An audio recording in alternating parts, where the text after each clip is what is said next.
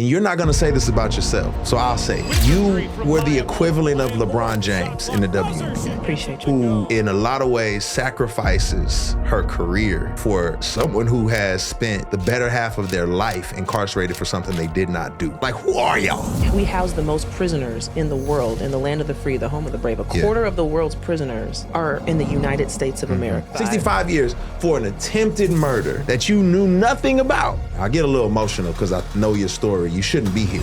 First night I was down here, man, what is this scream, this rhythmic screaming? Marcelli says, oh, he just, you know, the way he said it, like, oh, he can go back to sleep. Like, that's normal here. Were you afraid to fall for him because you didn't know the outcome of the situation? I'm playing around the world. You're fighting for your freedom. Like, this can't happen. And then there came a day where it was like, okay, we have to be honest. I know y'all story, but I know y'all seen the comments about some of y'all's story. I want y'all to debunk some of these myths out here. Okay. I clearly don't know them. Let me tell you. Let me tell you a couple of myths out here. Number one myth is... This is The Deep End with Lecrae.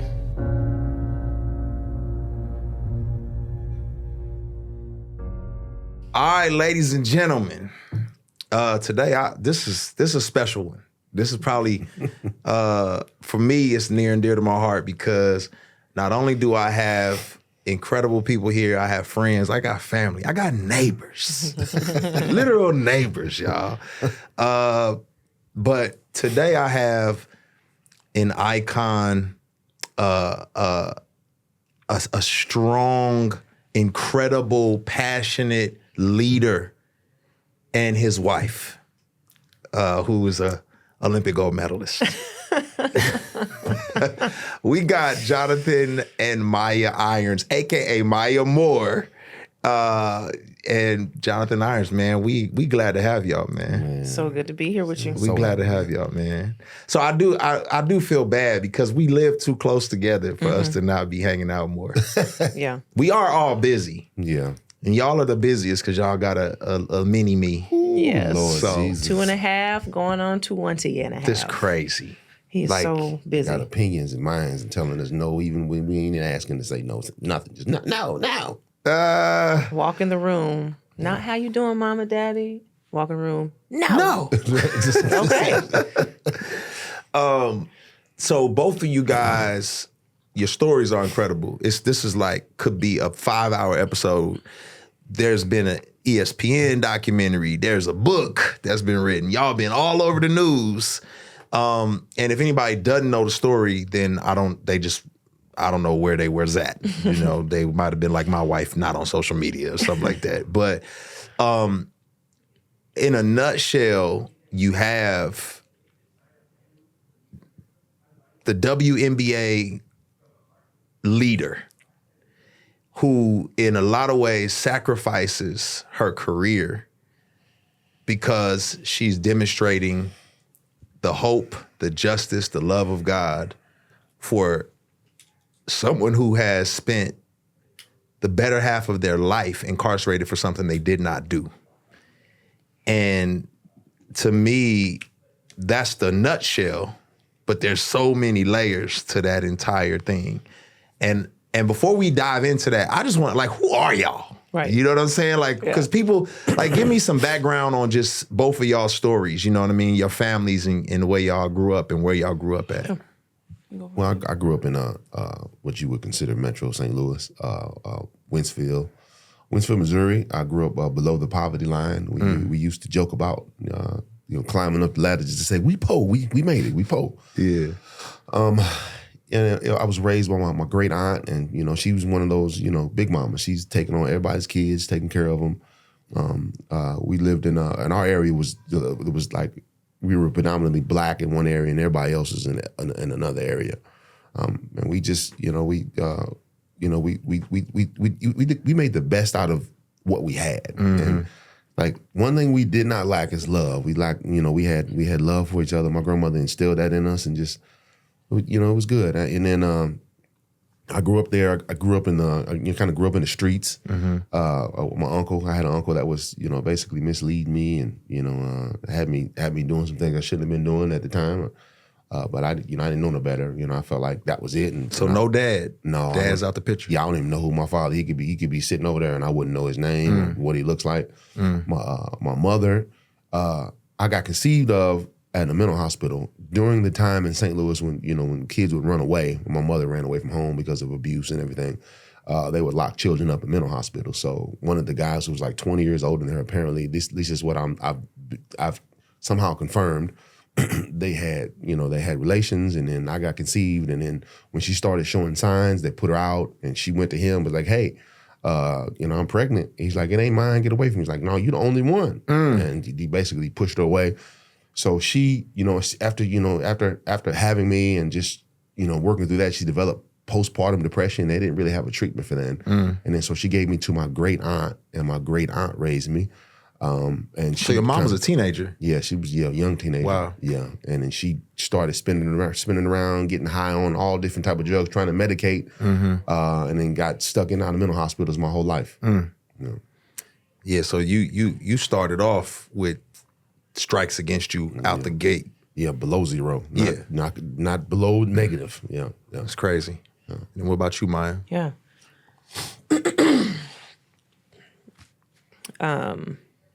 So I grew up in Jefferson City, Missouri. So it's the capital of Missouri. My mom raised me as a single parent, but she was born and raised in Chicago. And the family that she grew up with in Chicago, some of them moved to Missouri. My great uncle and my great aunt to take on a music directing position at a HBCU in Jefferson City. And so when my mom found out she was having me, she moved to that area of the country to be by that family. Just solid, loving folks, just authentic, do anything to help you out, show up, just people with their feet on the ground trying to live and love people, but very musically influenced. So I grew up with a lot of music around, a lot of extended family around. I'm my mom's only child, so I didn't have any siblings or father in the house, but when we left the house, we had people. So I, looking back, had so many good role models, not perfect people, but people who were genuine and showed up. A lot of teachers in the family. Both my grandparents were teachers. And so I just had a lot of good role models, but I also had a lot of energy. I was one of them kids that the teachers, I got on their nerves. Like, she's smart and she's fun, but she's doing too much. And at one point in my growing up, similar to Jonathan, they wanted to put me on Ritalin. They wanted to put me on, call me ADHD, do all these things. And thankfully, my mom was given some good counsel and advocated for me. And I actually was gifted and got tested into a gifted program, which changed a lot. Had a fourth grade teacher help change my life, who basically encouraged my energy and helped me channel my energy instead of demonizing me for my energy and my talkativeness. But I enjoyed school because I had a lot of positive role models outside of that and in school. So when I was in middle school, my mom said, we got to go somewhere where both of us have more opportunities. And we ended up in Metro Atlanta. So I did most of middle school and all of high school in Gwinnett County and thrived. I found some great AAU teams. I was playing basketball at the time.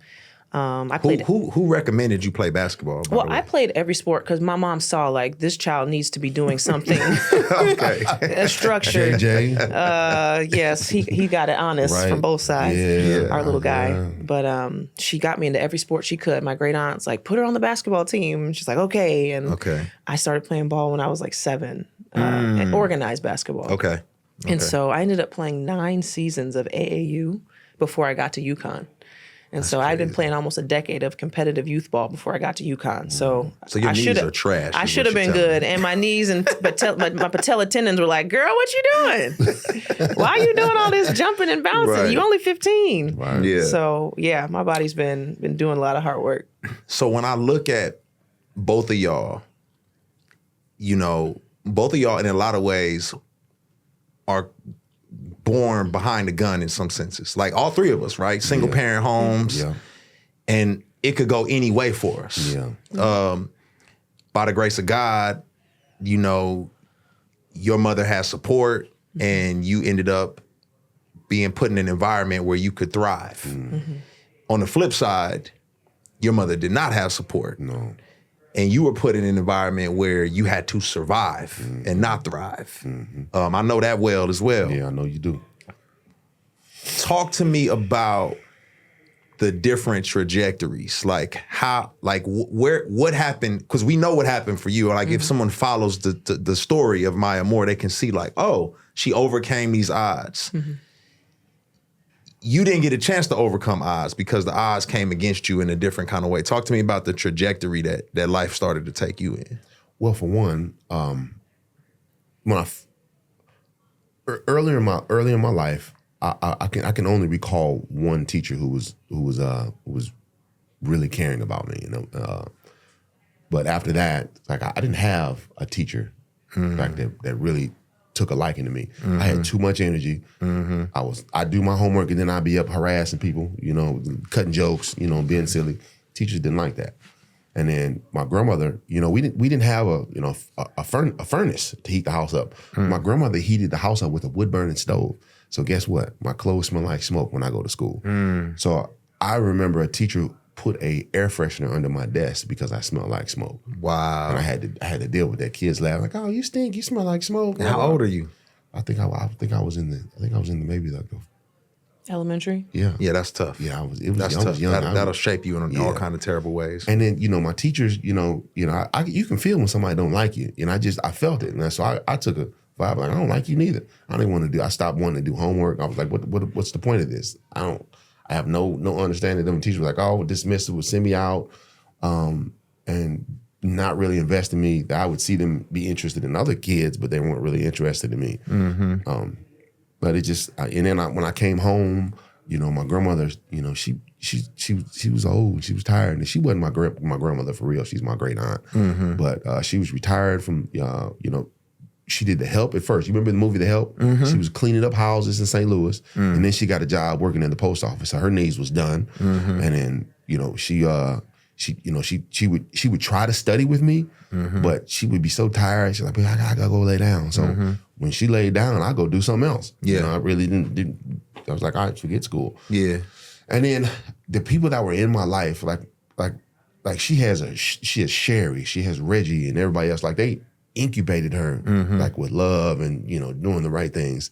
Like the people I had in my life, they had their own issues. They had things that they were struggling with and just generational curses. So everybody was trying to figure out how to survive, and then people would leave their kids with my grandmother to take care of it. She's doing this by herself, hoping that the older kids would help the younger kids. Like people who was just trying to survive and just trying to get it in.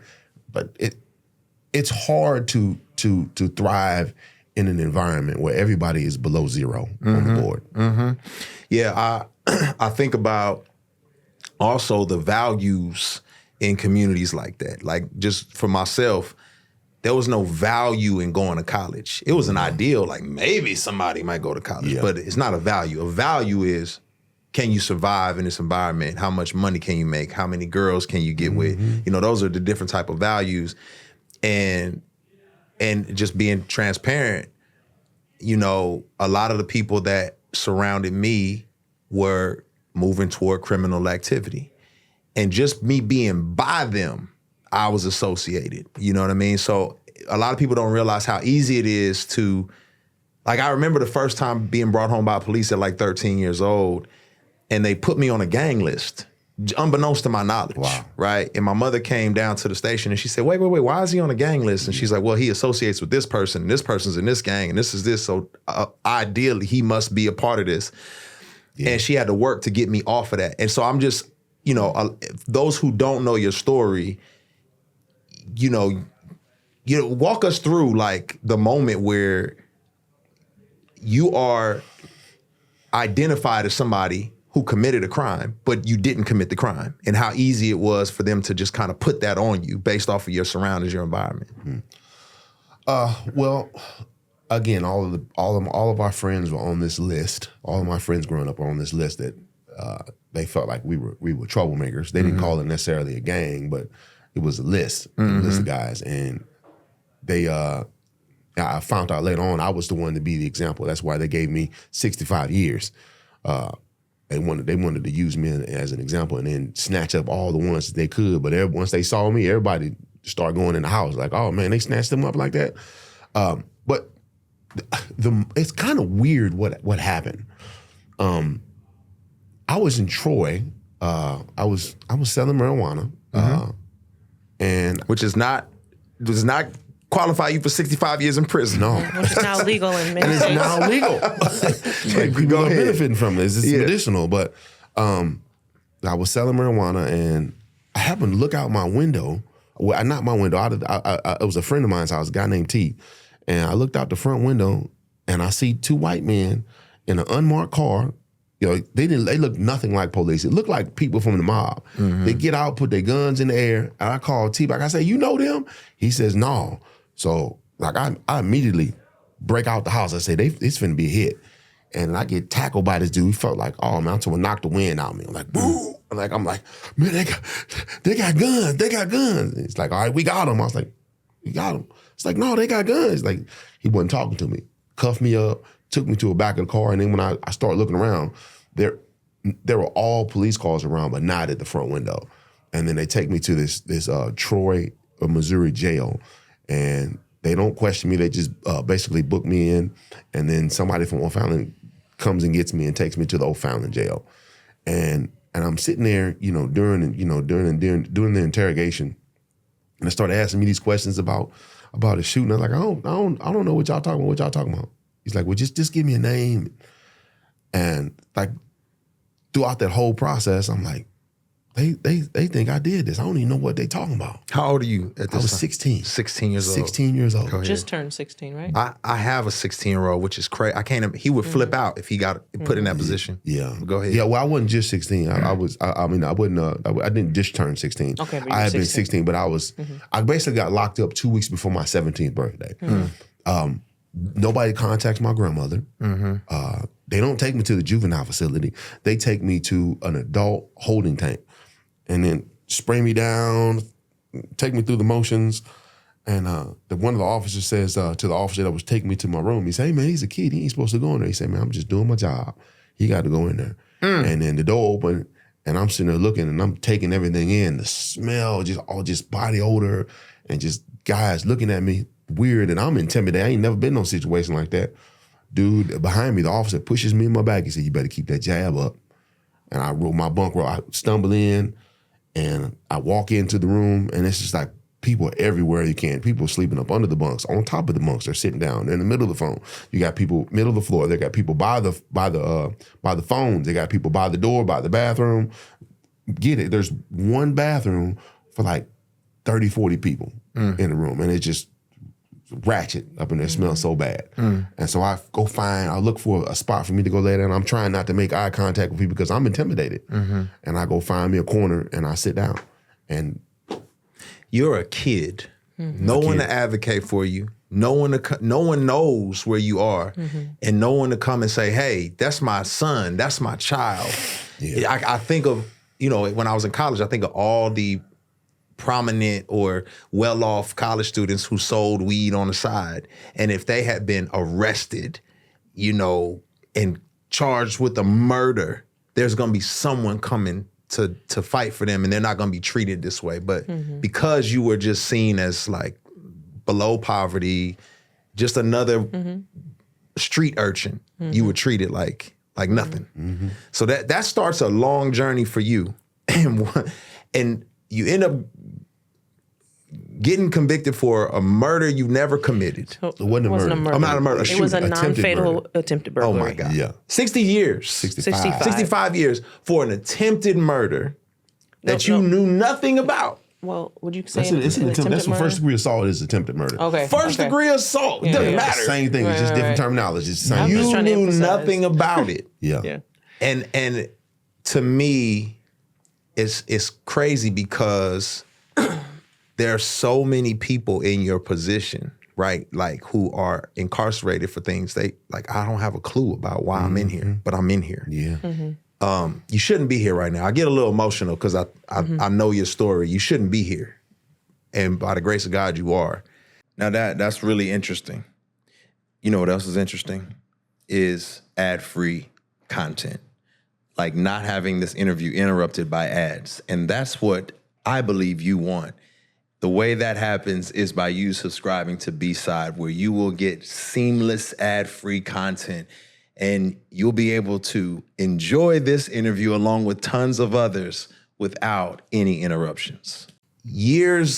I wanna switch gears because your life drastically changes from this moment on. So years go by. As the years go by, you are sitting in here, and Maya, you're becoming an all-star while he's rotting away in prison. Yeah. You're becoming an all-star. Talk a little bit about, like, okay, you come through high school, because I want to go back and forth a little bit here, right? Just the juxtaposition is crazy. Yeah. You're coming through high school, all-American. Like, when are you realizing, like, oh shoot, I'm really good?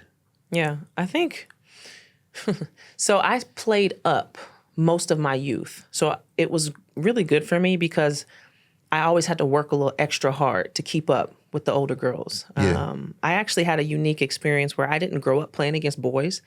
I grew up playing against older girls. And so that was the way I stayed hungry. I was very self-motivated. And so there are people who have come before me whose shoulders I stand on, who paved the path to make women's basketball something to do, something that can lead you somewhere. And so I saw those opportunities. And when I was in the 3rd grade, the WNBA started. And so when I was 8, I was watching Cynthia Cooper and Cheryl Swoops and Lisa Leslie and Teresa Weatherspoon. And then the women's college basketball, the Tennessees, the UConns. And so that was my goal, to get a college scholarship. My mom and I were like, hey, I can get a scholarship to play basketball. Let's aim for this. That was really the aim. Time out real quick for the youngins out there who just know about Angel Reese and Caitlin Clark. Right. I played basketball against Cheryl Swoops once. Okay. Mistake. It might have been the equivalent of a 5th grader playing against LeBron James. Oh my goodness. That's how good Cheryl was nasty. These women are. She was bad. So I was a high school student who played against Cheryl Swoops, and I was like, man, what are you talking about? So I just don't know if people don't understand the caliber of talent that you're looking up to. Right. And that molded you. So go ahead. Amen. I mean, it was super exciting. I think when the WNBA started, it was around the '96 Olympics, and all the excitement around those times. And so the league is still going, and it's going strong. But my mom was like, I hope she just makes it to 5'9" and gets a college scholarship. Like, that was the goal in middle school. I passed her up at the age of 11. I became a 6 foot 14-year-old. And so, again, when we moved, and when I was in sixth grade from Missouri, I ended up going to 4 different middle schools. And so I was the tall black girl with big feet at 4 different times. So that desert time for me is actually when I found the Lord for myself. And I realized, if all this is taken away, what do I have left? And it was my Father in heaven. And so, so young. I was in middle school when my identity became more secure. And I can remember feeling the difference, just looking back, of like, I was just more secure in who I was. And so I got FCA? to go. Is this church? Like what? Just different churches that we decided to try out once we moved and away from our family. Instead of going to church with them, it's like, all right, we have to take the initiative to seek out where's this community of faith? Where's our journey going to go? And I just fell in love with God's word. And God is my Father. And in those dark times when you're lonely, or, middle school is rough and very identity shaping. And so my identity was just shaped in that lonely time with me and God. And so I went through high school not really being as tempted to find all these things because I had found it already. And so that saved me from a lot of stupid things I could have been doing in that basketball track. Wasn't perfect, but I made it out okay. Well, it also tells me that early on, your sense of value was not in what you do, but in who your father is and your relationship. So it's funny because as we move through your story, it makes more sense how you could do this for something that you feel like is greater. I mean, there's so much life in between what you just said, like of me finding my identity and starting that path in middle school. But then in college, I got to be cultivated by more of the community of God and growing as a leader. By the time I got to UConn as a freshman, if someone was to ask me about my relationship with God, I'd been like, I think, well, let me think. I wouldn't have known how to articulate my walk. And so by the time I graduated from UConn, I was helping to lead Bible studies for athletes. Like I just grew so much in the communal aspect of being able to relate to other people and with God. It wasn't just me and God. Now it was me and God and everybody else. And just growing from there. And so again, I think just having such a foundation of my identity is in this beautiful story that God is showing us through his word and through his people. I was able to recognize, no, that's not life. That looks like life, but that's not life. No, I'm gonna keep doing this. And I just stayed super focused and took advantage of every single opportunity I was given. And I worked my tail off. And it paid off, right? Yeah. And so I was able to reach everything I was supposed to reach at a younger age than I expected. I've been on so many championship teams. I've been blessed with so many great people that the Lord has brought to be on my team to help me learn and grow and elevate me. And I just try to give it back. And so I'm on this track of breaking records, being on history-making teams, working my tail off in the classroom, graduating with honors, and all that's going on. And in the meantime, I'm staying connected with my family that I grew up with in Missouri, which I pray is leading into how we met. My great uncle, who was the uncle that moved to be the choir director at the HBCU, had been doing prison ministry behind the scenes for decades. And when I was growing up in Missouri, I had no idea he was doing this. 30 years. I only learned like as a young adult that he had been doing this because it's just the type of man he is. And my great aunt and their oldest daughter is Sherry, who's my godmom. And she had heard about Jonathan's story through my great uncle because he had met Jonathan in a prison ministry context through a choir program. And just my great uncle met Jonathan. He was 19 at the Missouri State Penitentiary at the time, which has a horrible legacy of violence and darkness and just craziness. And Jonathan was there at 19. And my great uncle met him, just saw him, took an interest in him, taught him to sing, told him, "You have perfect pitch. Do you know that?" Jonathan was like, "What? I have perfect pitch." And just encouraged him to be a leader. He ended up leading the choir, leading other music programs, told him he was smart, encouraged him in the ways for being smart for good reasons, not for criminal reasons. And another person who was inside with Jonathan encouraged him to get in the library and learn what they did to you so you can try to get out and advocate for yourself. And Jonathan taught himself law while inside. Yeah, I want to get to that. Before we get to that, But though, I can't help it. I'm just so... I want to get to that. I know you're supposed to be asking about me, but I got carried away with my great uncle and Jonathan. This is the beautiful part about it for me is like, God, like when I met you, I believe it was a conference in downtown Atlanta, if I'm not mistaken. When did we meet? I feel like it was downtown. It felt like it was a NCAA. No, it was a Athletes in Action event, and you were speaking. Okay. You know what I mean? And this is another thing. Okay. So generationally, I just want the kids to understand context. And you're not going to say this about yourself, so I'll say it. Okay. You were the equivalent of LeBron James in the WNBA. Appreciate you. You're the equivalent of Michael Jordan in the WNBA. There's no one, there's never been a Maya Moore before you, and there hasn't been one after you. And you are at a conference talking about Jesus at the height of your career. Yeah. And connected to your uncle who's doing prison ministry, and you're curious. You're like, he brings you to... So my great uncle tells my godmom and the rest of our family about Jonathan. My godmom and my goddad start to visit Jonathan, take an interest in him because they're like, this is wrong. We got to do something. Yeah. And they just start visiting him just to be a person to go have somebody to visit. Every weekend. And then I hear about it because that's what they're doing. And so I'm like, I want to keep up with this. Like, what is going on? My mind's blown because I'm thankfully not very aware of the prison system because that hasn't been a part of my story. And I just assume people who are in prison are supposed to be in prison because they committed a crime. And I'm just kind of like most of the population who's ignorant of this huge population of our society. We house the most prisons in the world.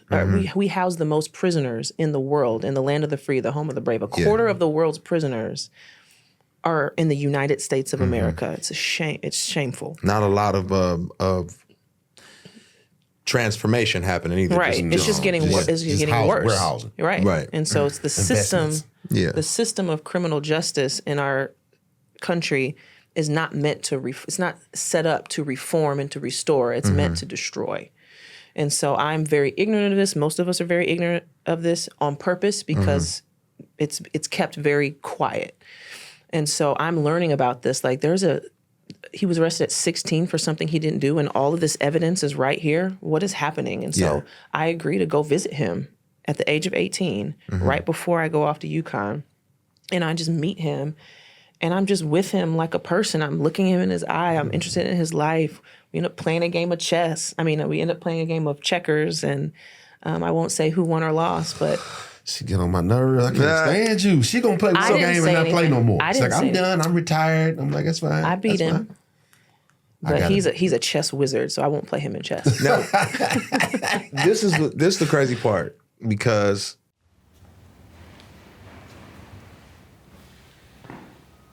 it's time. It's time for voices to rise and stories to be told. It's time for the culture to feel the shift it's been waiting for. It's time for the world to witness greatness in its purest form. It's time for the 2024 Black Friday sale. Up to 80% off everything in the entire store. A limited edition accepted tee. New designs, new prices. Lecrae.store. So you meet him, and at this point in time, Jonathan, you are well-versed in the prison system. So by this point, and God has done some work in your own heart, right? Go from 16 to 19. What did that world look like as going from 16 to 19 before you run into her uncle and the stuff you had to endure, the world that just came upon you? You should have been in a classroom or playing football somewhere, but instead you are literally learning how to survive in gladiator school. That's exactly what it is. It's a combination of being in a savage land where things are lawless, but also like there are people that are going in the opposite direction of the current. Like there were some men in there that were Christians that actually walked with me like a disciple would. They discipled me, and while all this crazy stuff was going on, like they would see me in different areas. Like, hey, young man, come over here, come hang out with us and talk. And they would talk to me about my life and what my day was. Now granted, first night I was there, I heard a man get like I didn't know. I said, what is this screaming? This rhythmic screaming? Like, why is he being muffled? And then my cellie says, oh, he getting just the way he said it, like, oh, he getting go back to sleep. Like that's normal here. I'm like, And you had a good cellmate, I'm assuming? Well, my first cellmate was good. Okay. But I probably had 20, 30 cellmates, and about a third of them was horrible. Cellie pee all on the toilet. I was one of those peers on the toilet too till somebody showed me what to do. You grew up. You got to sit in the cell, man. You sit and pee when you're in prison, bro. No, you don't sit. I'm messing with you. I'm messing You don't with do that. That's how I know you know. You don't do that, bro. No, but go ahead. So I don't think people understand the two worlds. Yeah. And how, to me, the centerpiece is hope, right? It's hope. You had hope in a God who could do something bigger than your reality. You had hope in a God who was bigger than this reality that everybody told you was the biggest reality in existence. And I'm trying to, like, why were you hopeful? People are getting raped. There's stabbings happening. I got stabbed for something, yeah. You been stabbed. Yeah, somebody thought I killed their homeboy and I had to fight him off, Yeah, I just wasn't doing that. I was working, literally working. Wait, tell me, so walk me through that feeling and that, like, what that was. Give me the story of that. So I was working in the steam room, and the steam room services 2,000 to 3,000 inmates a day, washing their dishes, and just it's hot, it's horrible. It's one way in, one way out, and it's down at the basement in the cafeteria. And I'm on I've probably been working there probably about 3 or 4 months at this time, just washing, trying to eat, because food is horrible unless you know somebody, and then they will cook food for you, especially being working in the kitchen. So I'm working there as a perk. I'm making like $7.50 a month to just a month to clean dishes. So I happened to look up one day. Something said look back, and I looked back, and I see a dude walking in with a knife in his hand, and the other guy has a pan, and they looking at me, and I'm like, oh look, okay, it's got to be somebody behind me, and so they easing in on me. He's like, yeah, we got you now, and then dude reaches out, he tries to stab me. And I blocked that one, but then he got me, and I didn't know it at the time. So I grabbed his wrist, and I popped it, and the knife fell out, and I grab it, and then I lunge at him, and he fall and get away, and the other guy with the pot, he swinging at me, but he fall, and so I fall back up against the wall, and I come back to get my balance, and I chase him, and I what actually, are you thinking when they come at you? Look, I wasn't thinking. I was thinking like, oh my God. So just panic mode just comes panic, in, just a fight or flight. Right, and there was no way out. I couldn't go behind me. That was they were the only. They were blocking the only entrance and exit. So I'm like, I had no choice. Yeah. I couldn't go over in the corner, and I thought to myself, I'm about to die. I was like, I'm about to die. I'm about to die. I'm about to die. I said that they about to kill me, and I stabbed the last guy in his cheek, and he ran, and then I ran out, and I started to calm down. I got this knife in my hand, and I'm looking around. Everybody's kind of doing their own thing, and I feel my side. I look down, I'm like, oh man. So I go back in there, and I'm looking around for like toilet paper or napkins, and I see an old gray shirt in the corner. So I grab that and put it under my shirt, and I go up to a old head. And he told me, man, go to Hamburger John, and Hamburger John took me to my cell, stitched me up with some stolen medical supplies, and told me to stay in my cell for a few weeks, don't move. Now, this is the part that I think because a lot of people say, man, why would you not go to the medic? Why would you not say, hey, excuse me, officer, I've been stabbed? Because they don't understand the repercussions and all of the things. Yeah. Right, so, yeah. I mean, do you want to articulate that? I'll articulate this one day. Okay, so when you're in prison, it is taboo to tell the authorities anything. And if you do tell them that you get stabbed, oh yeah, I just got stabbed, you're gonna sit down in the hole, and you probably not gonna get the medical attention that you need. What's the hole? The hole is solitary confinement. That's where they put you at when you're being punished or under some type of investigation or administrative investigation. You don't see people. You only see daylight through a smaller window. And like you're in there just 20, 23, 24 hours a day, you're in this cell. Prison of the prison. Yeah, it's like going to jail and jail. You actually get handcuffed and taken down there. Every time you come out of the cell, you go back in there. So had I had done that, I'd have went down there. Probably would have been worse out. Probably may have died from my injuries. From your injuries, yeah. And that's like, and I knew at that point, like people told me, man, don't go to medical. Man, don't tell nobody what's going on. Don't do this. I was well versed of what happened. So, and I knew I went to go talk to my old head friend, who was one of the guys who was giving me knowledge and wisdom, and like he led me right. And I didn't get in trouble. And you didn't die. And I didn't die.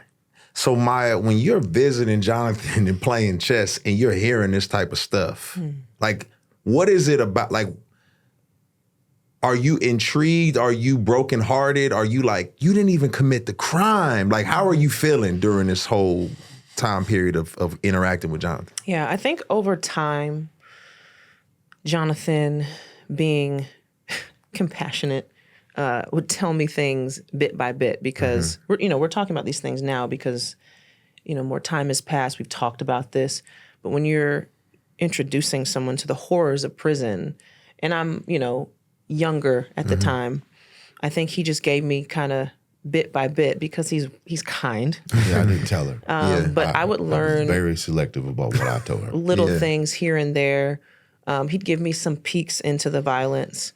But you knew he was innocent. But I knew what was happening to him. I had seen the facts of his case. Yeah. I had talked to him. I'd gotten to know him. He's vetted. He's been being vetted for years. Yeah. But just the facts of his case. And there was a huge piece of evidence that God led my godfather to that literally showed that the prosecutors withheld evidence. And so we're just finding all these things of like, how is this happening? Like, why would people not want the right thing to happen? And it's so mind-boggling when you see systematic hate right in front of you of just like, why we as human beings choosing to do this and setting this culture and setting this tone, me having been blessed to experience systems of thriving and teamwork and winning and joy and overcoming and good things. Like I know what it's supposed to look like when you have champions, when you have unselfish leaders, not caring who gets the credit, celebrating everybody, working their tail off, moving the ball, working hard, helping each other, and you win. Like that's how you win. When you play and you operate in a certain way, in a certain mindset, it leads to really, really good things that everybody aspires to. Yeah. Except for here, right? Like it's like the opposite in this place. And so the contrast for me of like, I've tasted and seen what it's supposed to look like when you're a champion. And I'm also walking with someone who knows way too well what it looks like when the opposite is happening and death is the goal. And so I can't leave because I'm like, I know too much. I know this is not supposed to look like this, and you're a human being and you matter. And once your eyes are open and you have a heart beating in your chest, you can't unsee it. And so the next step is, what do we do?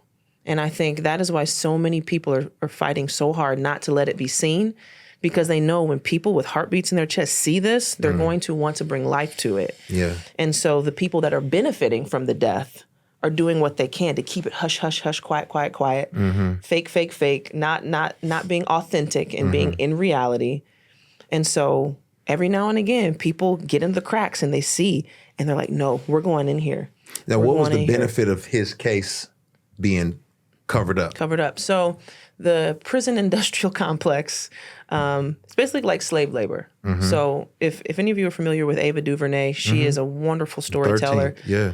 13th rocked my world. It's a documentary that basically helps us understand the history of how slavery in America morphed into mass incarceration. And so that's the benefit of having mass incarceration. It is a continuation of slavery because the 13th Amendment of our United States Constitution says that slavery is banned except for in a prison system type of situation. You'd be convicted. And so you are the property of the state. If you are convicted of a crime, you are now able to be treated like a slave. And so that is the benefit. And so you have prisons for profit. We spend more money on prisons than we do education in a lot of ways. And then it's not talked about, right? So do all this and then not talk about it. So that's the benefit. In his case specifically, though, I know that they were hiding some information. A lot of information. Here's the other benefit of that.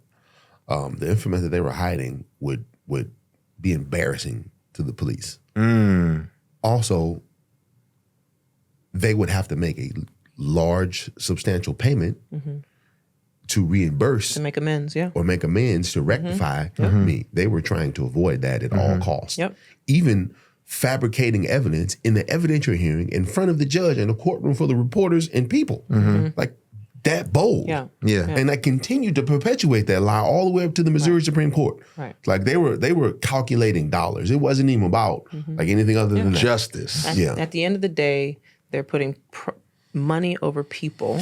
And when you live that way for so long, you will do whatever it takes to maintain that, because that's what you were taught to do. That's what's been cultivated in you, to do what you need to do to protect yourself and your money at the expense of other people who have been shaped and story told and cultivated to be seen as less than human. Yeah. And so that's what our work is, right? So in a nutshell, you didn't commit the crime. Correct.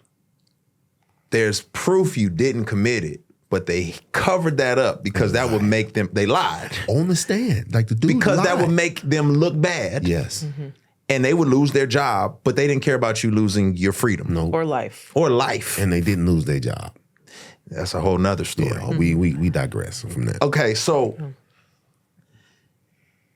let's talk about this is what I love. First of all, this is what I love. I love the fact that, because I think there's a lot of elements of us as believers interacting.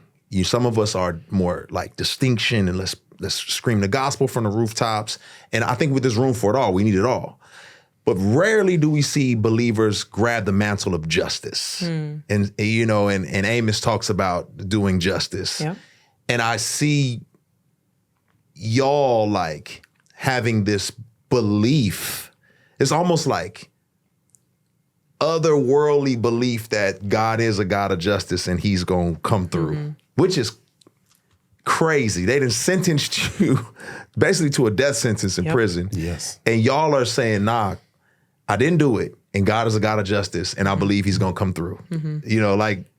Like Joseph, locked up and just like, well, God, did you come to a place where you were just like, well, God, whatever happens, happens? Or were you like, nah, I'm just going to believe that God's going to work this out? Where was your headspace? A little bit of both. I mean, I would say my faith grew and became my own when I started to pray and write down my prayers. And then I would see it happen and I was like, wait a minute, did I pray on that? And like down the list. Like they were coming through. Like I got protection, I got wisdom, I got favor. Like I was, so you're only allowed 2 hours a day to go to the law library on your rec day. Before I got a job in there, I was in there 8 hours a day because some COs like knew that I was going to the library and I wouldn't hurt nobody, I wasn't doing nothing. And I was like, you don't cause no problems, young man. Didn't even know me, but knew I didn't cause no problems. Man, you go ahead to the library, just come back, like you're good. I would be there all day. And that was so crucial for me to be able to do that, to go to the law library, because it actually helped me come here now to be able to articulate what was wrong with the criminal justice system in relation to my case. Like there were just so many examples of just favor and just things that I would pray about. And like whenever I would read the word, man, it was like, it would breathe life into me. And it would encourage me. It would help me understand the people around me. And it just, I got to a point though, I was praying to God and like, I want to be free. I know you see it. I had conversations with God. Like I cussed at God. Like, man, why you got me here? You know I didn't do this. You just blah, blah, blah, blah, blah. Just go off. And I would always feel like, don't give up. Be encouraged. Be encouraged. Don't give up. And I would feel bad about cussing at him and doing everything. But I'll be cussing at God too if I was locked away for something I didn't do. But that's in the Bible, in Psalms. If you look at Psalms, some of the people that may not use the cuss words they we use in English, but it's things that were said in there. And I learned that I can have a relationship with you and tell you how I really feel. That's right. And you care. You still talking to him. Yeah. You didn't turn from him. Right. You're going to him with your anger. Yeah. And then, I lost 11 appeals. Man. 11. And every one of them, man, I knew God was going to come through for me and set me free. But I also knew that I was inside helping other people change their lives. And I was a guiding light for some of them. And I was like, okay, you got me here for a purpose. And then I got to the point, I was like, well, Lord, you may not want me to go home. This may be my purpose here. Ooh. And I came to the place, I said this over and over again. The first time I said it, I didn't mean it. You know, the second time I said it, like I do mean it. But then every time I said it over and over again, I would say it in prayers. I would say, Lord, you know, even if you don't let me go, I'm still gonna serve you. Like this place hurts, it's horrible, but I also know that like I am helping people change their lives. I am helping people get out. I am helping people survive and get adjusted to prison life, which is a whole nother thing. Like there is a purpose here, and I see it. Like I'm able to reach people that normally wouldn't be able to reach, people that other people were afraid to talk to. Reaching people in the administration, getting them to see things by talking to them that they're like, oh, you make a good point. I never heard it that way. Yeah. I was clearly operating in my purpose, and I knew that that's what God had for me, and, you know, to be in that place. But then the Lord said, like, no, I want you to be free. And like, He kept showing me things. I found cases that normally you wouldn't just find cases like that helped my case, that I could research and share and put in my briefs and everything. And then the Lord came through in a mighty way where I couldn't reject the 12th one. The 12th one. Come on now. Come on, 12. Yeah. Come on, 12. Yeah. So let's talk about, I know y'all story, but I know y'all seen the comments and the chaos about some of y'all story. So I wanna talk about it. I want y'all to debunk some of these myths out here. Okay. I clearly don't know them. Let me tell you. We're like your wife. Okay, let me tell you a couple of myths out here. Number one myth is, first of all, it's people who mad. They like, man, I hate this dude. He robbed us of the best WNBA player ever. She quit because of him. I've heard some of that. Yeah, people have said. At first, somebody said something to me one day. I think we was in Oregon. He said, man, I was mad at you, brother. I had to be. I got you took mine away from me. I said, oh man, I'm sorry to hear that, man. You know what I'm saying? But I'm home now. You know what I'm saying? That's a good thing to praise God about. Right. Yeah. So one of the online myths, I know the real deal, but y'all can give us, is like, you was grooming her while y'all was in there, and you was like, just, hey man, you know, you need to be my girl, and you need to be my love thing and my boo thing, you know, and you know. So talk to us about the romantic, because y'all was just friends. That was an amazing imitation. Yeah, that was excellent. Hey, I'm just saying what the people out there have said. What are the people saying? So the people that know us, right? Right, they know well. They know y'all. They was in that prison block with me. Right. They know. What I mean? I seen it. I saw him. I know I was in the visitor room. I seen it. What's going on? I seen she was just walking by with a basketball in her arms. Say, hey, little mama, come here. Let me holler at you real quick. Stop it. You're done. That is funny. Dumb. But it's absurd, right? Like the expertise that we feel like we have when we literally don't know people. Which is something I encourage young folks these days to remember. Don't pay so much attention to people who don't actually know you. Pay attention to people who are in your life, who you trust. That's good. That should hold more weight than a stranger on a screen. That's good. Save yourself some headache. I digress. And get respectable sources of information. That's good. So we don't know how to research, right? Like we love to watch something for 20 seconds and then we feel like we're like at least half of an expert on the topic, right? That's just the way our culture and social media and information has been grooming us to believe about reality and ourself. And so one of the best things I think about our story, it's a reminder of reality of actually how truth works. So truth works by investigating, by testing, by taking time, by multiple perspectives and multiple sources, right? So Jonathan learned how to become an expert researcher, which is why he was able to live in truth. And we have a handful of people who have multiple perspectives about our story as they walked with us through our friendship that turned into more than a friendship.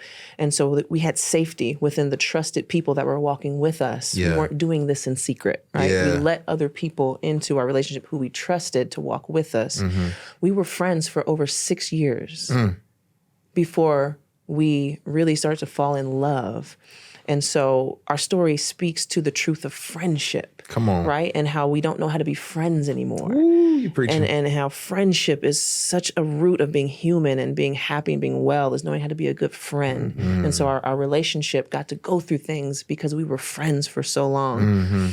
And just trusting the Lord. Like our loyalty to God and who he is and his ways is higher than any relationship in our life. And so there was safety in, we were always trying to honor God first. And out of that, it overflowed into love. It was just the natural progression of when you walk with someone so intimately for so many years, you get to see their character. I get to see him overcome. I get to see his ups and his downs. I get to see how strong he is and how caring and kind he is. He gets to see me and be a friend to me. And it was just a natural progression of friendship into love and into partnership. Were you afraid to fall for him, or like because you didn't know the outcome of the situation? So what is that feeling like? Yeah, it was a whole roller coaster because we were friends for a while. And then there was, probably a little chunk of time where we were like, okay, we like each other, but no, this isn't like, I'm playing around the world. You're fighting for your freedom. Like, this is like, this can't happen. And then there came a day where it was like, okay, we have to be honest. Like, if we're following Jesus, part of following Jesus is you live in honesty. You are truthful, a time and a place and right context of what truth is told. But there was a time and a place where it was like, all right, we have to stop pretending like we don't love each other. And it makes sense, right? Like, I've seen you, you've seen me. We've had conversation after conversation after conversation. That's how you fall in love with somebody. You talk to them. You walk with them. You see their life. And we had the blessing of conversation, and we had to learn how to talk to each other and listen. I got to practice listening a whole lot. I'm up on the top of this pedestal where I could be, everybody listen to me. But I got to listen to him, and I learned so much, and I became such a better human because of listening to him and his perspective and his stories and where he's coming from. I learned so much. So every time I got a chance to talk using my platform, I was literally just spitting out what I learned from him. Wow. Like that was the blessing of his friendship and him pouring out to me wisdom and life. And so I think that our love got to be cultivated through the fire. Were you prepared? Like if the appeal didn't go through? Yeah. I just try not to think about it, honestly. Like I'm such a, if it hasn't happened yet, I'm not gonna freak out. Good. Like I can't. I only have so much emotional energy. What we're trying to do is super hard. And I had to steward my emotional energy because we were fighting so hard to shine a light on this injustice. Yeah. But at the same time, it was devastating and excruciating. When his conviction was overturned in March of 2020, the pandemic, the week after his conviction was overturned, everything went on lockdown.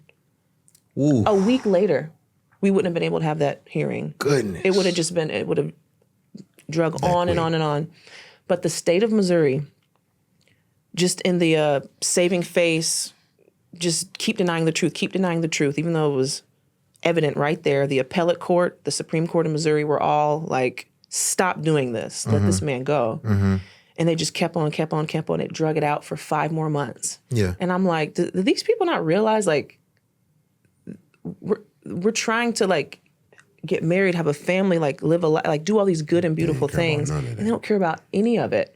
All to save face and to save money and to save some vision of reality that they think is real that has nothing to do with everybody thriving. So it was excruciating, but we just had to take it one day at a time to try to do the next best thing. I like the fact that you mentioned this was not in a vacuum. Like you were involved with community. You were processing this with other loved ones. This wasn't just like a random thing. Right. You're processing it all. To process your relationship with Jonathan is one thing, but to process at the height of your career, to say, I'm done. Because it's not like, you were like old in the game and you hadn't done anything. It's like, nah, this is like Jordan after the 3rd championship, and you're like, I'm out. What were people saying to you? What was and how were you navigating the pushback, if any? So, like I said earlier, what I have found most helpful to my survival is to only give certain voices weight in my life. Voices that I trust and that I know. Like, I pay attention to the general kind of word of fans and different people that pay attention. But the what's most critical to my well-being are the people I actually live life with. And all of those people were very supportive because they know me. They know why I do what I do. They have a deeper understanding of the meaning of what I do. And so I was getting to a point where I was feeling such tension in knowing I needed to be somewhere else, but I was still in this basketball rhythm. People, we naturally don't understand, just like you as an artist, people don't see the work and the time that it takes to hone your craft and to dedicate so much of your life to really centering. My life was centered around basketball. And I cared about my teammates and I poured my heart out for them and community, and I was doing the thing as best as I could. And y'all saw that. Like you saw, I gave everything. But then there was a time where it's like, okay, I can't give everything here and give what I know I need to give to this very, very crucial situation over here. Plus, my own well-being needed to get disconnected from the rhythm of the women's basketball pro sport rhythm. So I think it was a combination of my well-being so that I could be well, to be more present in this criminal justice space for Jonathan and for my family, right? I got tired of missing weddings and Thanksgivings and graduations and, being able for my cousins or family to feel like they could call me if they needed help because I wasn't too busy and needed to focus on winning championships, right? It's a different type of dynamic of how you relate to your people when you're freed up and they don't feel like they're burdening you or distracting you from playing basketball.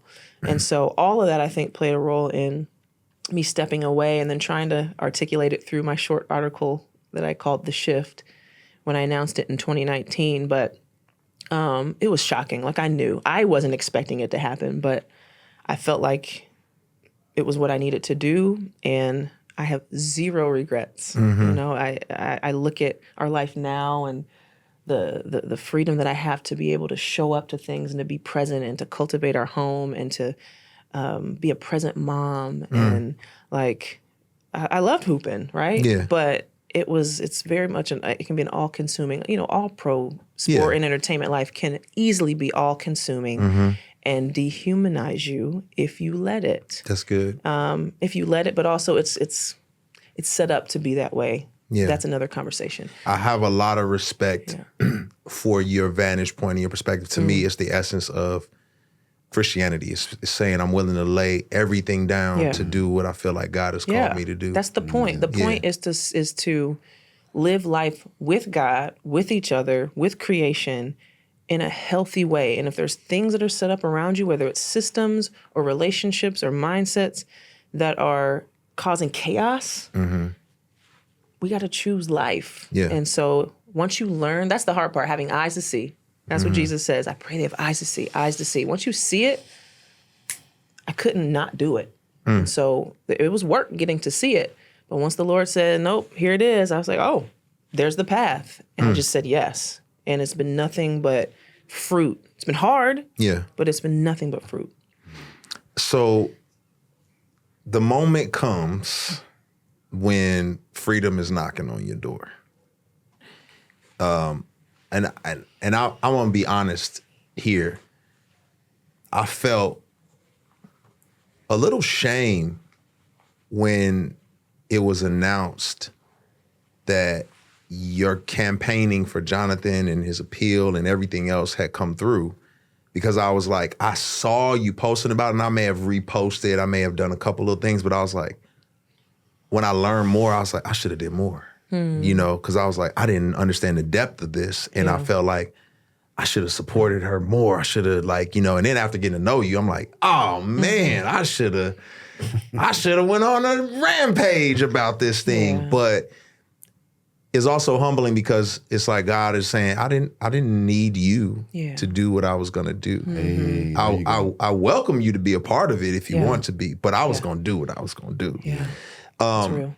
And so this moment happens, and I'm curious for both of y'all. Like I've seen a documentary. If you haven't seen it, go watch it. It's called Breakaway. Breakaway, yes. 30 for 30. Yeah. I've seen it, and I saw the moment, for both of y'all. But I'm just curious, like what, for people who haven't seen it, what did that feel like? For one, for you, I can imagine it's a feeling of joy, but in my mind, it's kind of bittersweet because they took so many years of your life in order to say, oh, we was wrong. You can actually go free now. What are you processing in this time period? Just walking out those doors. Yeah. It was bittersweet. It was sweet because I was going home. I was coming out to my people. And my people were out there waiting and like just excited to see me singing, praising the Lord. But at the same time, like I spent 23 and a half years there. Gone. Like I miss all my 20s, all my 30s, from 16 to 20, gone. Just gone out of my life. No prom. Yeah, never been to prom, football. no homecoming, no none of that. Other day I went to a Tuskegee homecoming. That was the first homecoming I ever been to, Miss your granny's I missed my grandmother's funeral. Yeah. My friends had children. They grew up, and we grew apart. My family grew apart, and just everybody's spread out now. All the memories I could have made, like just gone. But plus the trauma The that was added to your life that shouldn't have been added. It's not that he just had stuff taken or opportunities taken, but what was given to him instead was unjust trauma that he now has to deal with and his family has to deal with, because when you have trauma, it always impacts everyone in the community. That's right. And that's the stuff that no amount of money that they've paid can all of that's going to go to counseling because of what happened and the system that negatively impacted him. So he's carrying all that out with him.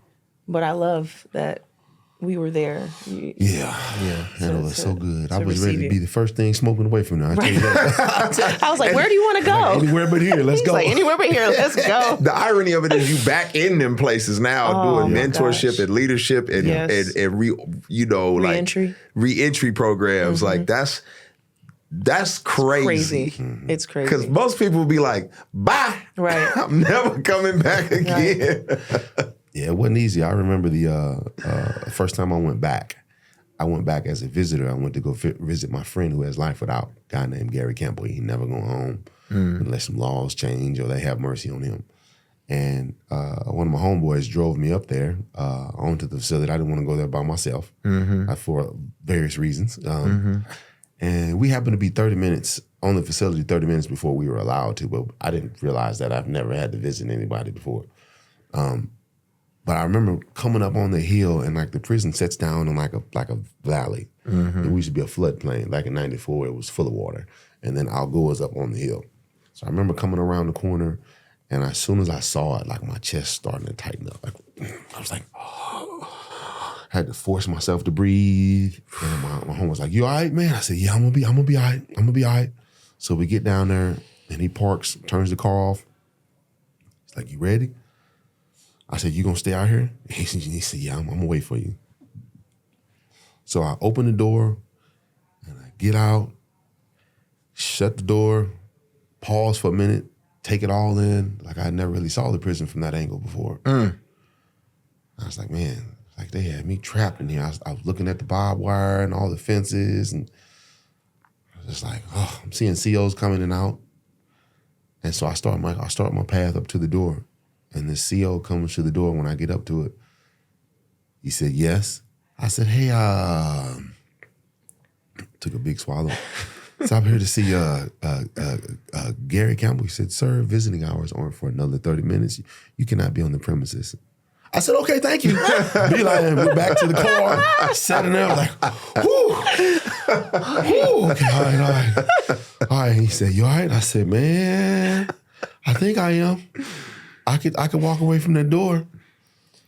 And I calmed myself down, and I was like, okay, it's not that bad. Like what I conquered that fear. I leaned into that. So I think I can do this.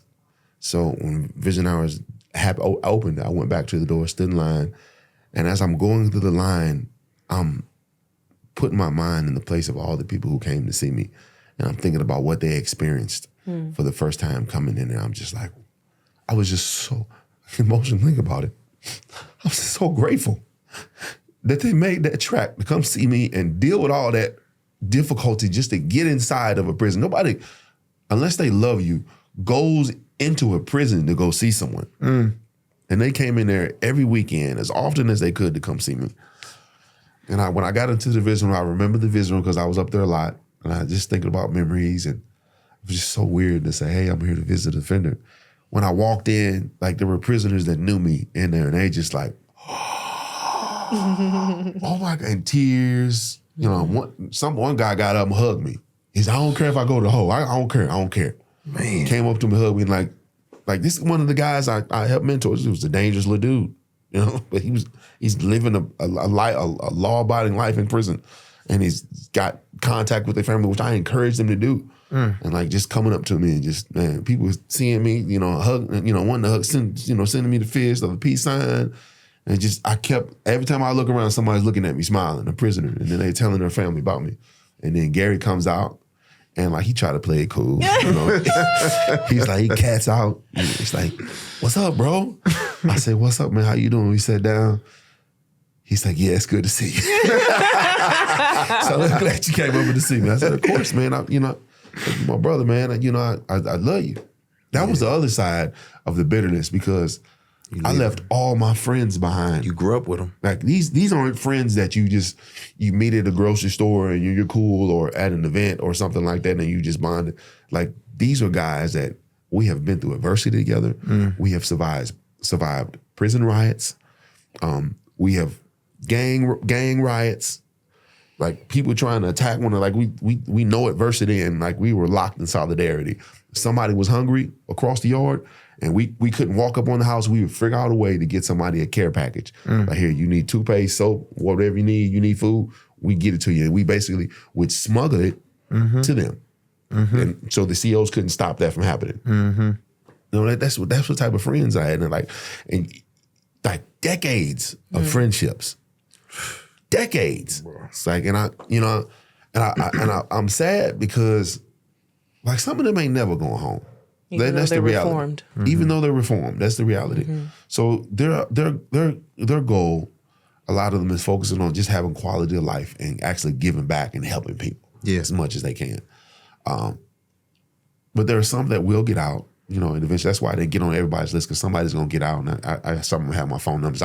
They can call me right now, answer the phone. I email them, I send them money, and I just try to encourage them as much as I can, you know. But so now coming back in the capacity of an advocate, like that was a different feeling. I still felt like I just went back this weekend and this last week, and I felt the tension in my mind. I was like, man, are they gonna be receptive to what I'm saying?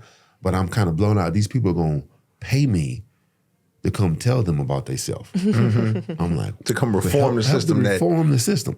That try to take you out. Yes. Oh man, they pop me like popcorn without butter. I'm telling you, like they just on a rate. Every chance they got, they put their foot on my neck. Yeah. But that was their training. Yeah. That was what they knew to do, and it was a culture, a programming. Have you not? Like they learned it from core and all that. That's what they did. And now they're learning like this isn't getting us anywhere. It's not working. Like people are dying. Like officers are killing inmates, creating more chaos and violence. And it's just it's not a good thing. And it's like, what? How can we bring this culture back? And it was like, you know, Jonathan, like you've been in prison over 2 decades, and like you've seen stuff come and go on all the back and forth. And I'm like, you're right, absolutely. And I'm getting to talk to them about what worked and what's not working, and just all the ideas and just the support that's out here for guys, and just, you know, just some of their policies and just how they treat each other, their culture, which is so wild. And then I got to sit in a room with like 20 plus guys and COs, some of them in like their goon squad suits where they basically come in your cell and thrash and bash you.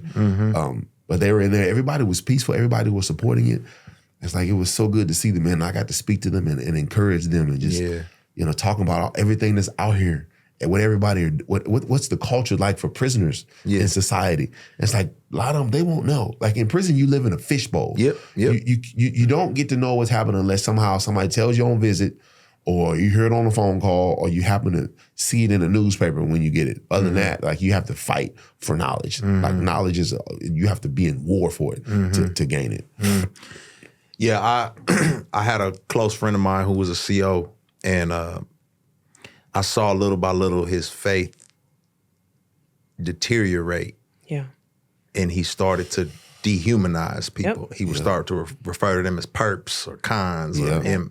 And I was like, yo, those are people made in God's image, bro. Yeah. Like, and they're not all one type of person either. I mean, you may have had one that did some wild stuff, but all of them are not on that page. And I think that's another part of our justice system that has to change. And I'm glad that, and like I said, man, I'm signed up. Whenever you go, and I'm going. You know what I mean? I'm signed up. I'm going. I guess, man, the biggest thing, you know, as I'm talking to y'all is I see a picture of hope. I see a picture of justice at work. I see a picture of redemption.